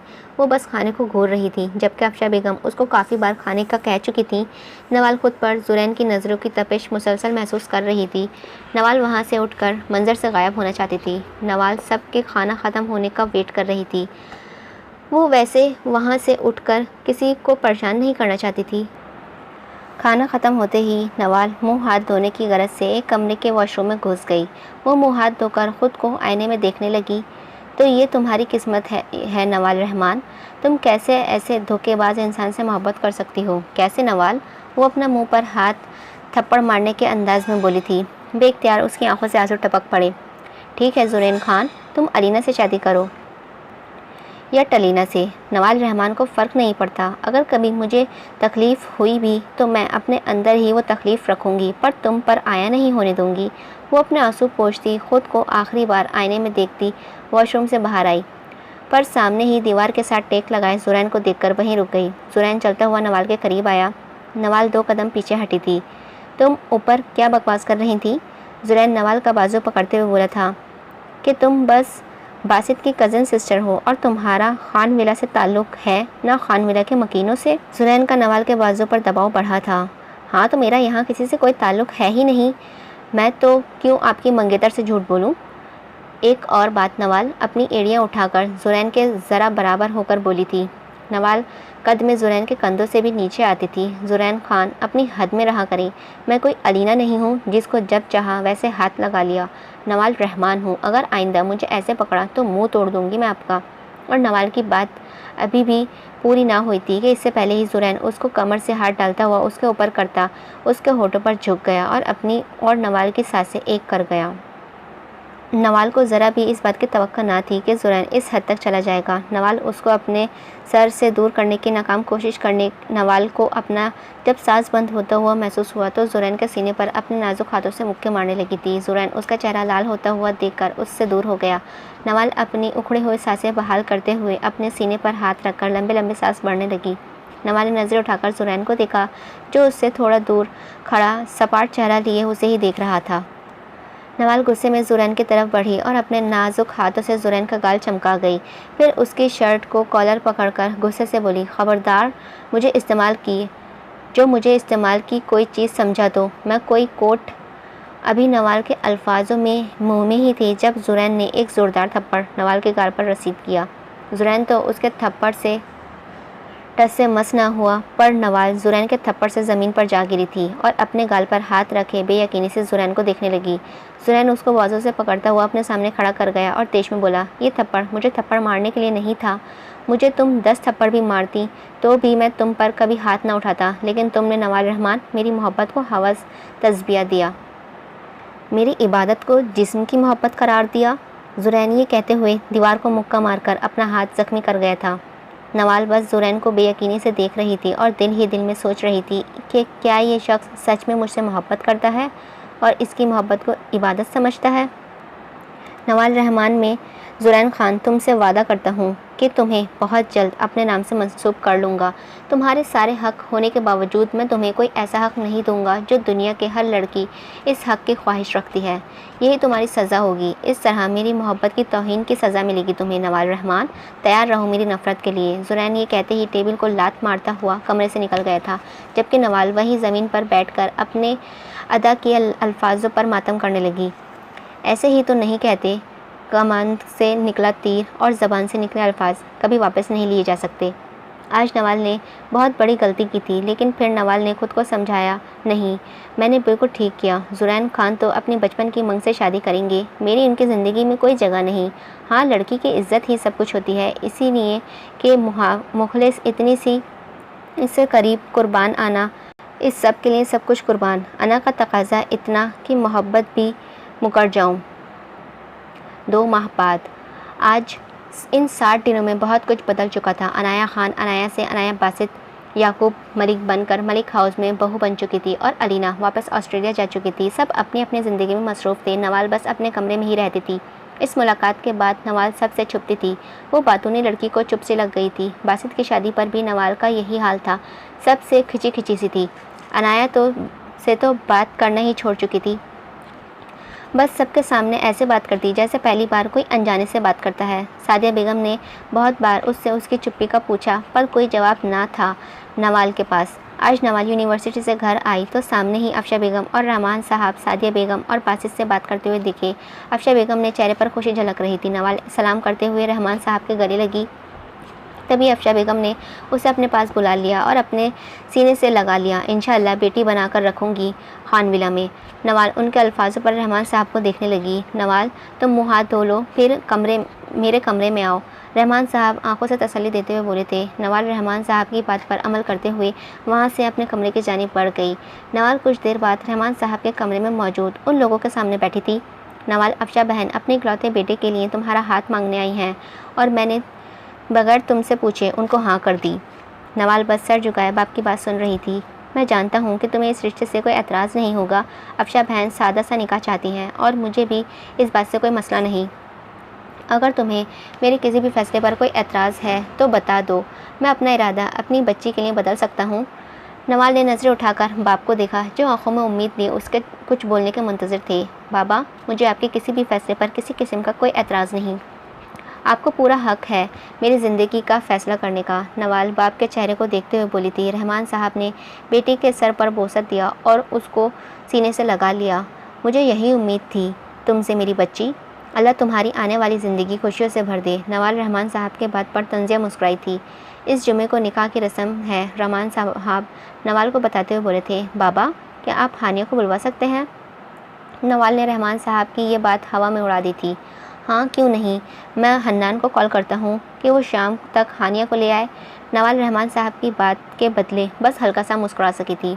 कल नवाल का निकाह था। हानिया नवाल की चीज़ें समेट रही थी। अनाया तो 2 दिन पहले ही खानविला जा चुकी थी। सारा ने कल आना था, जबकि हानिया उस दिन से ही यहीं थी। हानिया नवाल को गुमसुम सा देखकर उसके साथ बेड पर बैठ गई। नवाल, क्या बात है? अगर कोई परेशानी है तो मुझे बताओ। तुम्हारे चेहरे पर वो खुशी नहीं है जो लड़कियों को होती है। नवाल हानिया की बात पर मुस्कुराकर बोली थी, उन लड़कियों की शादी मेरी शादी जैसी नहीं होती। हानिया नवाल का रुख अपने जानिब करके संजीदगी से बोली, नवाल सच सच बताओ, क्या मसला है? हानिया। नवाल हानिया का नाम लेते हुए फूट फूट कर रो दी। हानिया परेशानी से नवाल को से बोली, नवाल मेरी जान, क्या हुआ है? हानिया नवाल को गले लगा गई। वो मुझसे बदला लेने के लिए मुझसे निकाह कर रहे हैं। हानिया। नवाल को कौन सा बदला? कैसा बदला मेरी जान? हानिया नवाल को खुद से दूर करती उसका चेहरा अपने हाथों में लेते हुए बोली थी। नवाल ने हानिया को उसके रात हुई एक एक बात बता दी। हानिया का दिल किया कि रख के 2 थप्पड़ लगाए उस बेवकूफ़ लड़की को। नवाज, जुरैन भाई तुमसे मोहब्बत में ही निकाह कर रहे हैं। एक मर्द अपनी पसंदीदा औरत कभी किसी दूसरे मर्द के लिए नहीं छोड़ता। तुम बिस्मिल्लाह पर बस अल्लाह पर सब छोड़ दो, निकाह कर दो, रुखसत होकर उनकी दस्तरस में जाओ। मुझे उम्मीद है तुम उनको मना लोगी। थोड़ी मुश्किल है पर नामुमकिन नहीं। हानिया नवाल के बाल सही करते हुए बोली थी। हानिया ने काफ़ी पुरसुकून सा कर दिया था नवाल को। नवाल लाइट पिंक कलर का गरारा जिस पर गोल्डन खूबसूरत सा काम किया गया था, बालों का जूड़ा बनाया, ज्वेलरी में माथा टीका, झुमके, सेट और थोड़ी थोड़ी चूड़ियाँ दोनों कलाइयों में डाले। पार्टी मेकअप में सलीके से सर्स पर दुपट्टा लिए नवाल क़यामत ढा रही थी। नवाल कुछ ही देर में नवाल रहमान मलिक से नवाल जुरैन खान हो गई थी। वो अपने तमाम तर हुकूक अपने दुश्मन जाके हवाले कर चुकी थी। ये कब मुकम्मल हाउस से रुखसत होकर खानविला आई उसको खुद भी पता नहीं चला था। अब वो जुरैन के कमरे में उसके फूलों की सेज पर बैठी उसका इंतज़ार कर रही थी। नवाज जुरैन का रात 2 बजे तक बैठी इंतज़ार करती रही पर वो ना आया। कब उससे बैठे बैठे आंख लग गई उसको खुद भी पता नहीं चला था। जुरैन कपड़े बदलकर तहज्जुद पढ़ने की गर्ज से अपने कमरे में आया। सामने ही नवाल को अपना तमाम तर हुस्न लिए सोता पाया। नवाल के चेहरे पर पुरसुकून था। इस बात का अंदाज़ा जुरैन लगा गया था। पुरसुकून तो जुरैन भी न था। जुरैन नवाल के साथ थोड़े पास जाकर खुद से बोला था, अगर उस दिन तुम वो बातें ना करती तो आज हालात मुख्तलिफ होते। वो नवाल के चेहरे को छूने लगा था पर उससे इस रात वाली बात उसके दिमाग में गर्दिश करने लगी। वो गुस्से में अपना हाथ पीछे को ले गया। नवाल सुबह उठी तो कमरे में खुद को अकेला पाया और रात का अपना इंतज़ार सोचकर तंजिया मुस्कुराई। एक दुल्हन के लिए इससे ज़्यादा कि अजियत बात क्या हो सकती है कि उसका दूल्हा शादी की पहली रात ही अपनी दुल्हन को सारी रात अपना इंतज़ार करवाने के बाद भी कमरे में ना आया। तो ये सज़ा है आपकी जुरैन खान। पर कोई बात नहीं, मैं भी नवाज जुरैन हूँ, आपको मना ही लूँगी इंशाअल्लाह। आज वलीमा था। नवाल लाइट ब्लू की भारी भरकम मैक्सी में सर पर सलीके से दुपट्टा सेट किए हुए ब्राइडल मेकअप में बहुत ज़्यादा खूबसूरत लग रही थी। नवाल के साथ बैठा जुरैन ने भी नवाल की मैचिंग किए अपनी मर्दाना वजाहत में बहुत वजीहा लग रहा था। दोनों एक साथ बैठे सूरज चांद की जोड़ी लग रहे थे। सबकी नज़रें उनकी तरफ रश्क से उठ रही थी। हफ्शा बेगम और सादिया बेगम तो सदके वारी जा रही थी। जुरैन और नवाल में बस एक चीज़ की कमी थी और वो थी खुशी की। दोनों के चेहरों पर झूठी खुशी थी और इस बात से अनाया और हानिया दोनों ही अच्छी तरह वाकिफ़ थी। फंक्शन ख़त्म होते ही अनाया नवाल के कमरे में गई। अनाया जानती थी नवाल अंदर अकेली ही होगी। नवाल सामने ही सफ़ेद सादी कमीज़ शलवार जेबतन किए हुए बेड पर लेटी थी। कमरे के अंदर आती अनाया को देखकर वो वैसे ही लेटी रही। अनाया नवाल के पास आकर बेड पर ही बैठ गई। अनाया ने 2 पल नवाल के बोलने का इंतज़ार किया पर उसको ना बोलते पाकर खुद ही कुछ सोचकर बोलने लगी। मैं जानती हूँ तुम मुझसे इसलिए नाराज़ हुई थी कि मैंने तुम्हें अलीना और भाई के बचपन के रिश्ते के बारे में नहीं बताया। ये जानते हुए भी कि तुम भाई से मोहब्बत करने लगी हो। तो मैंने तुम्हें इसलिए नहीं बताया क्योंकि उस रिश्ते का कोई मतलब ही नहीं था, ना भाई की नज़र में, ना मेरी नज़र में और ना ही अम्मी की नज़र में। इसीलिए मैंने तुम्हें बताना ज़रूरी नहीं समझा। नवाल उसकी बात पर उठकर बैठी थी। अनाया फिर से बोली, अलीना तो पाकिस्तान इसीलिए आई थी क्योंकि उसको कुछ डॉक्यूमेंट्स चाहिए थे और वो डॉक्यूमेंट्स जैसे ही उसको मिले वो डॉक्यूमेंट्स लेकर चली गई यहाँ से। रही बात उसका तुमसे मंगनी शुदा वाला झूठ बोलने, तो मैंने नहीं जानती कि उसने ऐसा क्यों कहा। तुम्हें उसकी बातों में आने से पहले मुझसे या भाई से तस्दीक कर लेनी चाहिए थी। अनाया कुछ पल नवाल के जवाब का इंतज़ार करने लगी पर कोई जवाब ना पाकर फिर से बोली, मेरा ख्याल है मेरी गलती नाकाबिल माफ़ी है। अनाया अभी मुड़ी ही थी कि नवाल बोली, कहाँ होंगे वो इस वक्त? अनाया ने मुड़कर नवाल को देखा, जैसे यकीन नहीं आ रहा हो कि नवाल मुझसे कह रही है। पिछले 1.5 माह से वो खुद को धुएं और शराब के सुपुर्द किए हुए हैं। उनको तो शराब का नशा भी नहीं चढ़ता, फिर भी पीते हैं। नवाल, मेरे भाई को इस अंधेरे से बाहर निकाल दो। अम्मी को तो अभी तक ये पता ही नहीं है कि भाई किस अजियत में है कहाँ वो। नवाल बेड पर पड़े दुपट्टे को अपने गले में डालते हुए बोली थी, लाइब्रेरी में। अनाया मुख्तसर सा जवाब देकर कमरे से निकल गई। नवाल भी कुछ सोचती हुई कमरे से निकलकर लाइब्रेरी की जानिब बढ़ गई। नवाल लाइब्रेरी का दरवाज़ा आराम से खोलते हुए अंदर आ गई। नवाल का इस्तकबाल धुएं और शराब की स्मेल ने किया था। सामने ही टेबल पर जुरैन आंखें मूंदे एक हाथ में सिगरेट पकड़े सिगरेट के कश ले रहा था और दूसरे हाथ में शीशे का गिलास में शराब हिला रहा था। एशट्रे से सिगरेट से भरा पड़ा था। नवाल बगैर डरे उसके सामने जा खड़ी हो गई और अपनी 2 उंगलियों की मदद से टेबल को खटकाया। जुरैन ने गुस्से से अपनी लाल सुर्ख आंखों के सामने खड़ी नवाल को देखा। नवाल सफ़ेद सूट में कोई रूह ही लग रही थी इस धुएं में। क्या चाहिए? जुरैन कदरे अखड़ा हुआ और बेजारियत से बोला था, आप। नवाल ने मुख्तसर सा जवाब दिया और अपने दुपट्टे को अपने नाक और होठों के आगे रख कर नवाल को अपना दम घुटता हुआ महसूस हो रहा था। जुरैन उसकी बात पर हरकत पर तंजिया हंसा। जाओ यहाँ, दिमाग मत खाओ मेरा। जुरैन सिगरेट का कश लेते हुए बोलता हुआ कुर्सी से पिछले साइड पर थोड़ा सा सर टिकाए आंखें मूंद गया था। नवाल चलती हुई उसके पास आई और उसका हाथ से सिगरेट पकड़कर एशट्रे में फेंक दी। जुरैन ने गुस्से से आंखें खोलकर नवाल को घूरा। परवाह किसे थी? नवाल उसकी घूरी को बगैर किसी खाते में लाए हुए बोली थी, ऐसे कैसे चली जाऊं? मैं आपको अपने साथ ही लेकर जाऊंगी।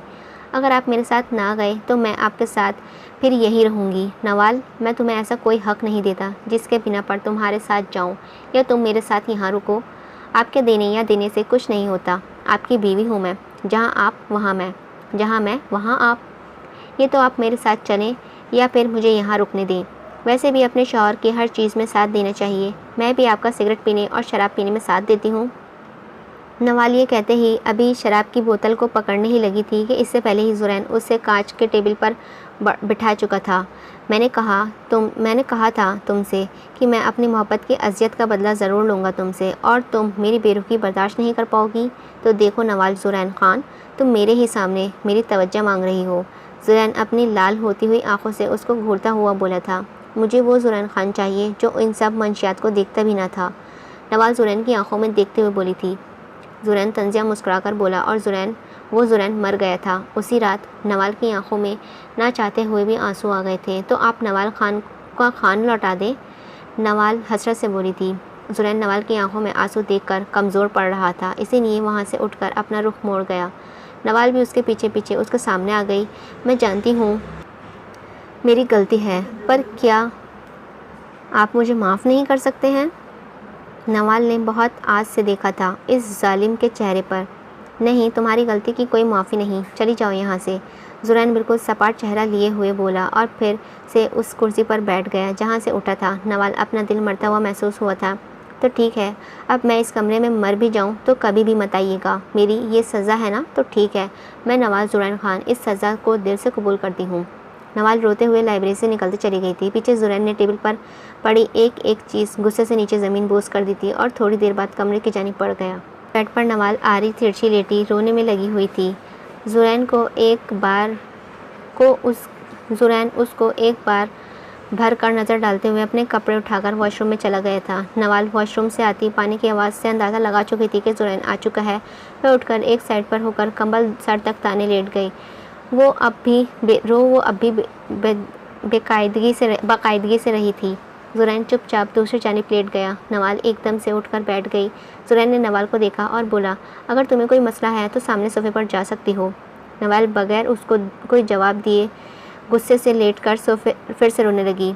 जुरैन थोड़ी देर तक तो कुछ ना बोला, लेकिन तब भी नवाल के रोने में कमी ना आई तो वो उसको बाजू में खींचकर बिठाता हुआ बोला था, नवाल अब क्या मसला है? नवाल के लाल रोई सुर्ख आंखें, लाल से होठ, खूबसूरत सा चमकता हुआ चेहरा जुरैन को बहुत सी गुस्ताखियों पर उकसा रहा था। जुरैन अपनी आंखें फेर गया। यही मसला है मुझे। नवाल की हिचकी बंद चुकी थी। रो कर तो वो अटक कर बोली थी, आप मुझे देखना भी पसंद नहीं कर रहे, तो तुम क्या चाहती हो, मैं तुम्हें बैठकर देखता रहूं? जुरैन अपनी एक आईब्रो उठाकर तंजिया बोला था। नवाल उसके तंज पर बैठी उठ खड़ी हुई।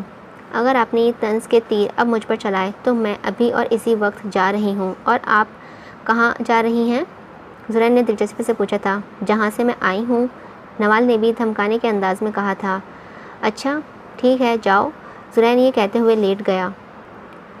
नवाल को रह रहकर ज़ुरैन पर गुस्सा आया हुआ था। अगर आप मेरे शौहर ना होते तो मैं आपको अच्छे से बताती कि पंजाबियों की लड़कियां ज़बान कम और हाथ ज़्यादा कैसे चलाती हैं। नवाल गुस्से से बेड पर लेटते हुए बोली थी। ज़ुरैन ने लेटे लेटे ही कलाई से पकड़कर अपनी जानिब खींचा। बताओ मुझे कि तुम लोग ज़बान कम और हाथ कैसे ज़्यादा चलाती हो? ज़ुरैन ने नवाल के चेहरे पर आई आवारा लठे पीछे करते हुए पूछा था, जबकि नवाल अपनी घनी पलकें नीचे झुका गई थी। बोलो भी। अब ज़ुरैन उसकी ठोड़ी पकड़कर चेहरा ऊपर करते हुए बोला था। मुझे नहीं पता। नवाल बस अब पॉइंट की बात पर आना चाह रही थी। आपने मुझे माफ़ किया? ऐसे कैसे माफ़ी मिलेगी तुम्हें? ज़ुरैन नवाल को मज़ीद अपने करीब करते हुए बोला था। मतलब? नवाल उसकी आंखों में देखने की गलती नहीं कर रही थी। मतलब ये कि तुमने मुझे कहा मैं नशा छोड़ दूं, पर एक नशा छोड़ने के लिए दूसरा नशा चाहिए होता है। अब जब मैं वो नशा शुरू किया था उसकी वजह तुम थी, तो अब तुम ही वजह बनोगी उस नशे को छोड़ने की। ये कहते ही ज़ुरैन अपने ऊपर से काबू खोता नवाल के होठों पर जिसारत से चूम गया था। होठों से गर्दन तक का सफ़र ज़ुरैन ने पल भर में तय किया था। नवाल को अपनी कमीज़ सरकती हुई महसूस हुई थी। ज़ुरैन की एक के बाद एक गुस्ताखी बढ़ती ही जा रही थी। नवाल अपने आप ज़ुरैन के सुपुर्द करती ख़ुद को उसके रंग में रंगती चली गई थी। नवाल ज़ुरैन की बढ़ती शिद्दत बर्दाश्त और गुस्ताखियों से निडाल हो रही थी। ऐसे ही नवाल और ज़ुरैन की मोहब्बत का सफ़र रूह तक जा पहुँचा, जिसने एक जिस्म दो जान कर दिया था। बाहर से चमकता चाँद उनके मिलन का गवाह था। आसमान पर मौजूद चाँद और तारे भी शर्मा गए थे। सुबह जब ज़ुरैन की आंख खुली तो अपने सीने से लगी नवाल को देखकर उसके होठों को बेख्तियार मुस्कुराहट आ गई थी। मेरी रूह की इबादत हो तुम नवाल। तुम पहली और आखिरी लड़की हो जिसको देख जीने की हसरत हुई और किसी को अपनी जान से ज़्यादा चाहने का दिल किया। इश्क, मोहब्बत, प्यार तो सभी करते हैं, पर ज़ुरैन ख़ान ने अपनी मोहब्बत को रूह की इबादत समझा है, और इबादत कभी कम नहीं होती है, बस बढ़ती ही जाती है। ज़ुरैन नवाल के सर पर बोसा देते हुए बोला था। जिस शख्स की गलती ना लगे, किताब इश्क की तफसीर में उसे महबूब कहते हैं। तो इस तरह हुआ ज़ुरैन और नवाल की इबादत रूह का एहतमाम। अगर इश्क इबादत समझ कर किया जाए तो महबूब बेखुद पर रश्क करता है। ख़त्म शुद। उम्मीद है आपको ये नावल पसंद आया होगा। अगर पसंद आया तो प्लीज़ लाइक कीजिएगा, और आपको ज़ुरैन और नवाल की केमिस्ट्री कैसी लगी मुझे कमेंट में ज़रूर बताइएगा। मिलते हैं इसी तरीके के किसी न्यू नावल के साथ। जब तक के लिए अपना ध्यान रखिएगा, मुझे अपनी दुआओं में याद रखिएगा, और चैनल को सब्सक्राइब ज़रूर कीजिएगा, वीडियो को लाइक भी कीजिएगा। चलिए, अल्लाह हाफ़िज़।